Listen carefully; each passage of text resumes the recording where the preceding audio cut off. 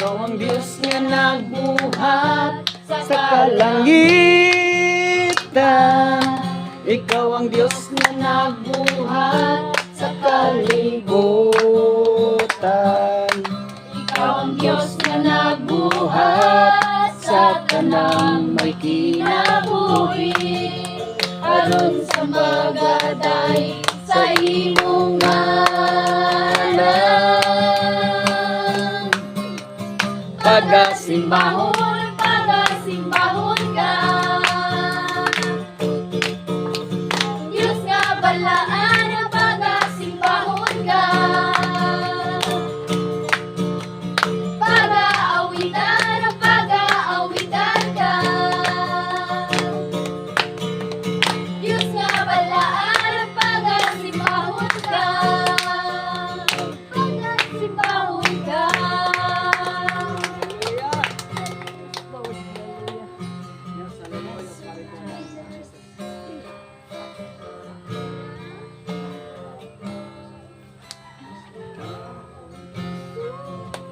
Ganda ko, kalipay ug lalakpadan.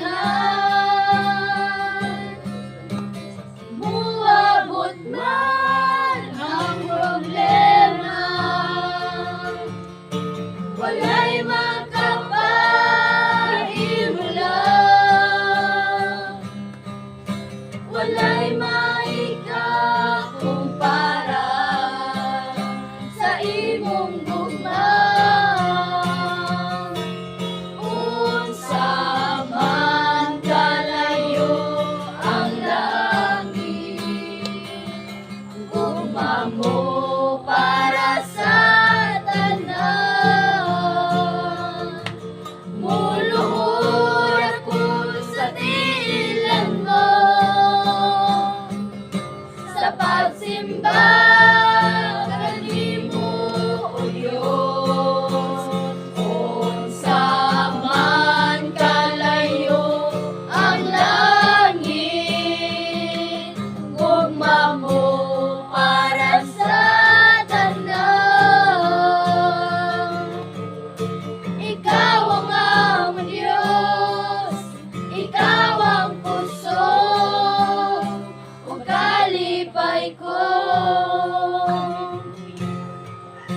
Ikaw ang among Diyos, ikaw ang puso ug kalipay ko.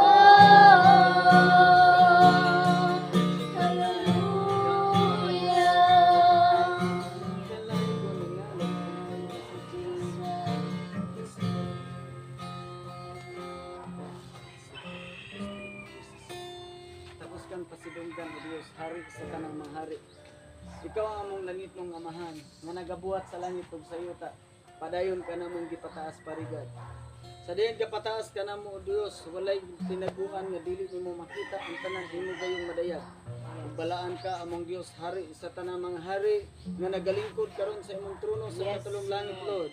Ang yuta tumbanan sa balang gamhanan nimong mga tiil. Takos ka nga simbahon ani nga dapit parigad. Ikaw ang Diyos ni Prophet Abraham, ni Isaac, ni Jacob, ang Israel. Ikaw ang Diyos. Buhi ka nga Diyos among gilagaran. Gamhanan ka nga Diyos among gilagaran. Ikaw ang Diyos nga nagabantay ka namo, ug ikaw among Diyos kauban matag karon dunya. Ikaw among kauban nga Diyos parigad. Ug ninin ka po hapunon karon parigad. Salamat sa balaan nimong presensya, diugan sa balaan ranking warrior and the Lord. Nga among kauban karon. Amen. Nga kan rebellious, spirit of pride, spirit of destruction, demanding, controlling, Unikan monitoring of darkness, mga pulbos, mga tunaw, mahilis. You are holy, mighty God, in this place, nga magasil ka na mo, matag karon ko niya. Ang imong kalayo sa gawam sa bilang espiritu, imong gibubo, ug magadilaab sa matag usa ka na mo, O Dios. Ang imong mga pulong, ilabihan kagamahanan karon. Hallelujah, parigad nga magapanarbahos kani sukran sa mong kalag, sa mong kasing-kasing, O Dios. Umuabli sa mga mata, sa mong kasing-kasing, kung nahuna, gidulong, O Lord. Kaya ikaw ang Diyos nga makita, nilabihan kagamahanan nga Diyos, o kabalaan, kamilagroso nga Diyos, ani nga dapit. Salamat Ginong Diyos, mga dapit ni hallelujah, ni nga breakwater area.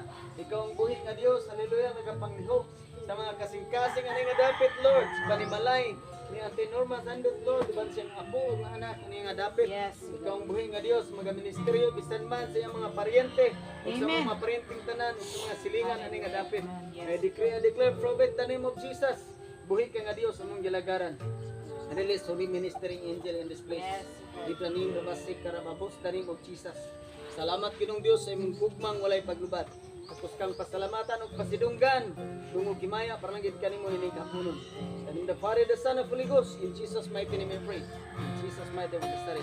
Amen at amen. Hallelujah. Hallelujah. Sige, ato ta sa hallelujah. Paglingkod, pangimutang. Ato ta sa pagpamati sa pulong sa Ginoo nga pagadalhon ni Kuya Eliazar. Itong ihatag kanya karon ang panahon. Sige, mamantay. Pinugsanay, wala po tayo balibaray. Makaroon ng panahon sa pag-share sa pulong sa Ginoo. So, Andre, sa Matthew 5:5, ang tema niya pagtulungan mahitungod sa pag-ampo. Ang yun na dire sa 5, abot ni siya 15. Ang yun na dire nga, ug kon mag-ampo sa imong amahan nga nagtan-aw sa imong gibuhat sa tago. Sa inyong pag-ampo, ayaw paggamit og daghang pulong nga walay kahulugan sa masagibuhat sa mga dili magtotoo. Kinsat naghuna-huna nga tubagon sila tungod sa taas nilang pag-ampo. Ayaw sunda ang gihimo nila kay ang nahanglan bisan gani sa dili pa kamo mangayo kaniya busa ing nahinuon niini pag-ampo. Amahan namo nga ana sangit.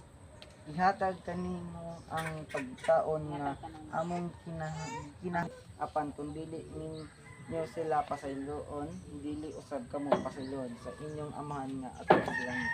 Kamon ang pulong ang ginadre og kon magampo ka ayaw buhata ang gihimo sa mga tigpakarong ingon.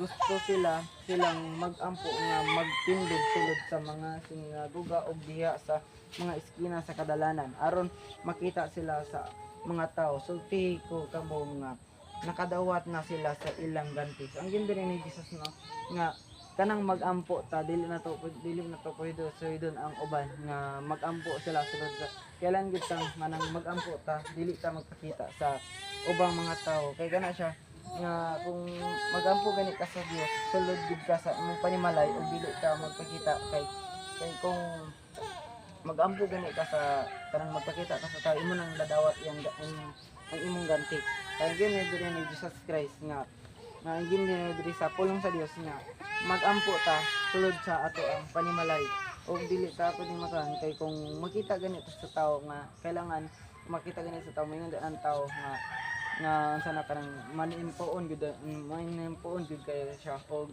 muna na ang atong ganti nga nadawat mo nang kung ampo ganita kung ganhan ta og mahatagan ta ni Jesus Christ og nga panalangin kailan kita magampo sa sulod sa atong balay kay para dito makita sa tao kay kana ug ang gindiri sa size nga apan kon magampo ka sulod ngadto sa imong kwarto unya sirhi ang pultahan ug pag-ampo ngadto sa imong amahan nga dili makita ug gantihan ka sa imong amahan nga nagtanaw sa imong gibuhat sa tago. So ang gindiri ni Jesus Christ nga ay ginudiri sa atong salis nga nganong nga kadiri nga dili man makita nga ngin dire nga kung ang ama kung si Jesus Christ nga dili nga ang kaning dunya dire nga dili makita mo ni ang amahan nga nato dito sa langit nga manang nagampo ta kung imo ganing amahan nga makita manang yun dire ni Jesus Christ ibahan ka makipagsulti niya kailan ka na sa tago kay ang amahan nato dili makita o paggamit og daghang pulong nga walay kahulugan sama sa gibuhat sa mga dili magtotoo kinsay naghuna-huna nga tubagon sila tungod sa taas nilang pag-ampo. Singin din ni pag imo ganing pag-ampo nga dili sulod sa mga dili sulod sa imong kasing-kasing dili gyud ka na tubagon ni Jesus Christ. Kay ang gini diri nga bisag gamay rog kayo bisag gamay basta ang imong pag-ampo nga nasa nga probeteon gyud ka na ni Jesus Christ. Kay ang gini diri sa utso nila kay ang inyong amahan nahibalog ng daan sa inyong gikinahanglan bisan gani dili pa kamo mangayo kaniya busa ing na hinuon nga nini pag-ampo. So ang ganda rin ni Jesus Christ sa nga ay sa pula bisag dili pa nimo pangayo dili pa nimo pangayo ang kan kanang imong gikinahanglan kay si Jesus Christ nga kung higugma man kami kung higugma kaniya kanang mahibalo na siya sa imuhang panginahanglan. Amen. Kanang nga magod si Jesus Christ nga sa imong kasing-kasing ug mahi kanang ang imong pag-ampo dili ra binasa gikan sa libro. Ang imong pag-ampo kun dili ang imong pag-ampo kailangan gud nga gikan sa imong kasing-kasing.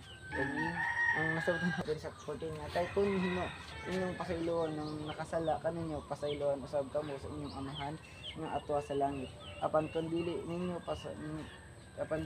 sila pasayloon dili usab kamo pasayloon sa inyo. Kung ato ganing kung dili gani ta mo pasaylo sa nakasala nato dili pud usab ta pasayloon sa dili pud usab ta sa pasayloon sa Ginoo. Kung ganahan ta nga makanta kaning pasayloon ta ni Jesus Christ ato pang pasayloon ang nakasala sa Amen. og manak. Kuya tayo Amen. tunod. Okay. Nog ikanapulo stand kung abot apanang kubador sa buwis nagtindog sa layo ug dili gani moyahat ngadto sa langit nagpamukpok siya sa iyang dugan ug nag-ingon o Dios maluoy ka kanako nga usa ka makasasala niya lingon si Jesus sabi kanya ang kabador sa buwis ug dili ang parisiyo ang mao ang kahimutan sa Dios sa iyang pag